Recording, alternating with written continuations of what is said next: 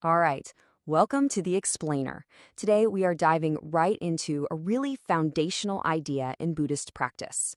Why the very first step on the path involves holding back from strife, from killing, and from eating meat. Okay, so here's our game plan. We're going to look at how negative feelings can spiral out of control. We'll talk about the practical steps for putting on the brakes. We'll get into the specific reasons for giving up meat, figure out the right mindset you need to actually succeed, and finally, see how all these little habits can literally shape your destiny. So, let's start with the downward spiral. How does a single feeling, something like hatred, kick off a chain reaction that can end up determining your entire future? The teaching here uses an analogy that's, well, it's surprisingly modern. It's basically about competitive gaming. It shows how just wanting to win can morph into enjoying the fight itself, a real thirst for dominance. It escalates from just beating a beginner to only finding joy in those really, really tough victories. And this is where it gets really fascinating. This slide actually maps that whole psychological journey to a specific karmic destination. It's a clear step-by-step chain reaction, right? Hatred grows into the act of killing, which then spirals into a genuine love of conflict, of strife itself. And this path, it leads directly to one place, rebirth in the Asura realm, a world that is literally defined by constant conflict. Okay, so if that's the path down, how in the world do you start climbing up? Well, the solution begins with 3 really basic, fundamental restraints. These are the essential first steps on that path upward. First, just stay away from arguments and quarrels.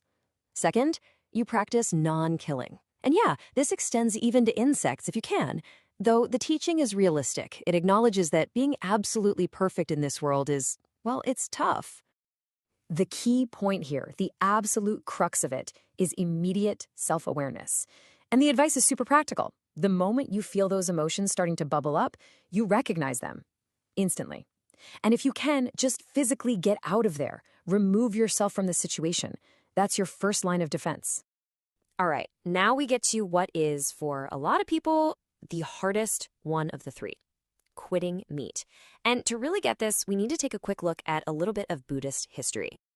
You've probably heard that some Buddhists do eat meat, and this slide shows you exactly why there's a difference.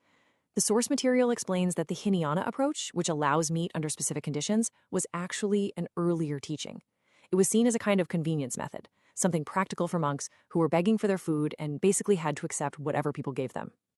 So this timeline really shows you how the teaching evolved over the years. The Buddha started out with rules that were a bit more lenient, to make the path feel accessible to more people.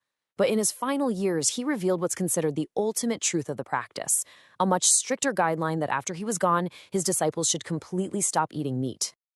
And this right here, this is the core reason. The habit of eating meat is seen as being fundamentally tied to the cycle of killing.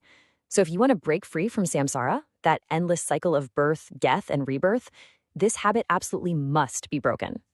So knowing why is one thing. But how do you actually do it? How do you succeed in pulling up a habit that's so deeply rooted? Let's get into the mindset you need. It's an inner game. It's basically a 3-step mental process. First, you have to establish what's called the right view.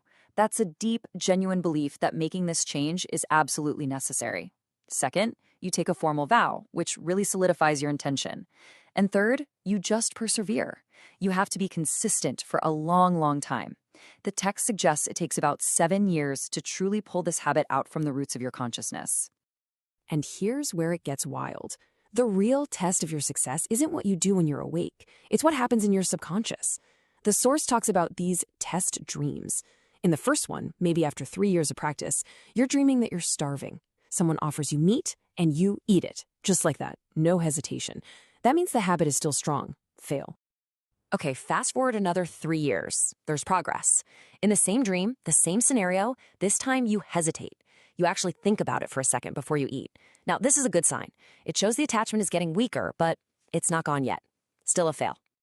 And then, finally, after more practice, you reach this incredible point.